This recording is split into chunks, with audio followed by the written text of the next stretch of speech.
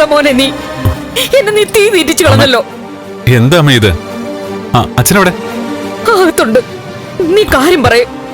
ആരോടും പറയാതെ നീ എങ്ങോട്ടാ പോയത്? ഒരു അത്യാവശ്യ കാര്യം ഉണ്ടായിരുന്നു അമ്മേ. നന്ദ, അച്ഛാ അച്ഛാ. നന്ദ, നിനക്ക് കുഴപ്പമൊന്നുമില്ലല്ലോ? എന്ത് കുഴപ്പം? ഒന്നുമില്ല ചേച്ചി. നീ ഇതെവിടെയായിരുന്നടാ? ഒന്ന് വിളിച്ചു പറയുക പോലും ചെയ്തില്ലല്ലോ. അതിനുള്ള സാഹചര്യം ഉണ്ടായില്ലമ്മേ. ഞാൻ പറയാം, എല്ലാ കാര്യങ്ങളും ഞാൻ പറയാം. നീ എവിടെയായിരുന്നു? അതെങ്കിലും ഒന്ന് പറ. അവനാദ്യം ഒന്ന് വിശ്രമിക്കട്ടെ പ്രഭ. ഞാൻ എന്റെ മോനോടാ സംസാരിക്കുന്നത് സിദ്ധു. മോനെ പെട്ടെന്ന് നിങ്ങൾ കാണാതായിട്ട് തിരിച്ചു കിട്ടുമ്പോ അമ്മയ്ക്ക് കാര്യങ്ങളൊക്കെ അന്വേഷിക്കണ്ടേ? ഞാൻ വഴിയെ പോയ ആരെങ്കിലും അല്ല, വലിഞ്ഞു കയറി വന്നതുമല്ല. ഇവരുടെ അമ്മയാ, സിദ്ധുവിന്റെ ഭാര്യ. എനിക്ക് ഈ വീട്ടിൽ അവകാശങ്ങളില്ലേ? ഞാൻ നന്ദനോട് എപ്പ സംസാരിക്കാൻ തുടങ്ങിയാലും അതിനിടയിൽ സിദ്ധു വന്ന് കയറും. വിടമ്മേ, അച്ഛനൊന്ന് കാഷ്വലായിട്ട് പറഞ്ഞതാ. ഞാൻ എന്റെ ഒന്ന് രണ്ട് ഫ്രണ്ട്സിനെ കാണാൻ പോയതാ. ഏത് ഫ്രണ്ട്സിനെ കാണാനാ നീ പോയത്? കോളേജിൽ പഠിച്ച ചിലരെ കാണാൻ പോയതാ. അവരാരൊക്കെയാണെന്നാ ചോദിച്ചത്?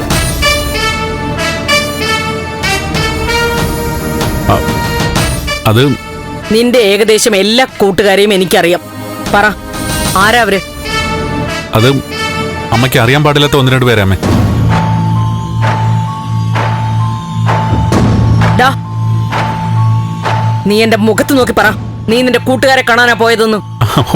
ഈ അമ്മയുടെ ഒരു കാര്യം പറഞ്ഞാലും വിശ്വസിക്കില്ലെന്ന് വെച്ചാ. നീ അങ്ങനെ വിഷയമൊന്നും മാറ്റണ്ട. ഞാൻ പ്രസവിച്ചതല്ലേ നിന്നെ. നിന്റെ കണ്ണൊന്ന് ചിമ്മിയാൽ അതിന്റെ അർത്ഥം പോലും എനിക്ക് മനസ്സിലാവും.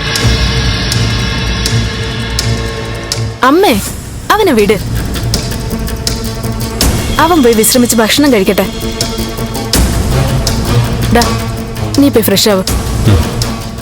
നന്ദ, നീ എന്റെ തലയിൽ തൊട്ട് സത്യം ചെയ്യ്. നീ നിന്റെ ഫ്രണ്ട്സിനെ കാണാൻ പോയതാണോ?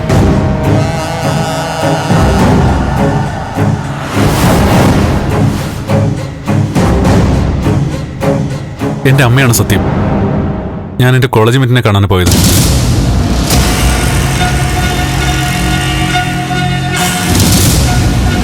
ഡാ, നീ അവളെ കാണാൻ പോയതല്ലേ? നീ ദേവികയെ കാണാൻ പോയതല്ലേന്ന്?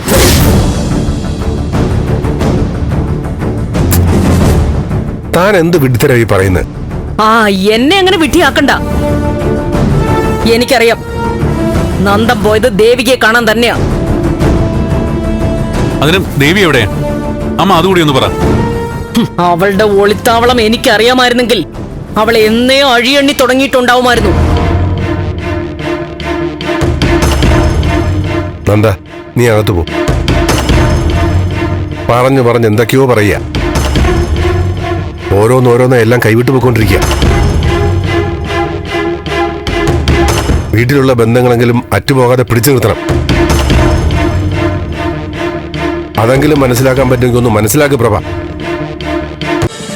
ഫ്ലവേഴ്സ് ഒരുക്കുന്ന കാഴ്ച വസന്തം യൂട്യൂബിൽ പ്രേക്ഷകർക്ക് ലൈവായി കാണാം. ഫ്ലവേഴ്സ് കോമഡിയിൽ ജോയിൻ ചെയ്യൂ, ആസ്വദിക്കൂ.